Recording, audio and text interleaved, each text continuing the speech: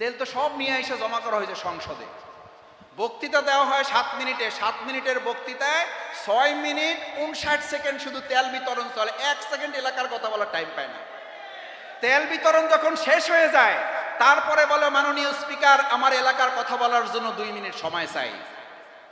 কারণ 6 মিনিট সময় যেটা নির্ধারিত ছিল, ওই 6 মিনিট নির্ধারিত সময়ে 5 মিনিট 59 সেকেন্ড চলে গেছে কি বিতরণে। তো তেল বিতরণ যদি সংসদে চলে, আপনি পেট্রোল পাম্পে তেল পাবেন কোথায়? তেল তো চলে গেছে সংসদে। এই জন্য আমরা বলি সংসদে তেল বিতরণ বন্ধ করেন, তেল বিতরণ অকটেন এখানে পাম্পে নিয়ে আসেন। পাম্পে তেল বিতরণ না করে এরকম সংসদে তেল বিতরণ করে ফ্যাসিস্ট হাসিনার পতন হয়েছিল, হেলিকপ্টারে উঠেছিল, সকালে নাস্তা করে দুপুরে খাইতে পারে নাই, তার আগে দেশ ছাড়তে হয়েছে। তেলবাজি বন্ধ করেন, বাস্তব কথা বলতে শুরু করেন। বাস্তব কথা না বললে মানুষের মন জয় করতে পারবেন না। যদি মানুষের মন জয় করে মনে করেন যে 49% ভোট পেয়ে গেছেন, তাহলে এটাও কিন্তু মাথায় রেখেন 69% ভোটকে কিন্তু আপনার তাহলে মোকাবেলা করতে হবে।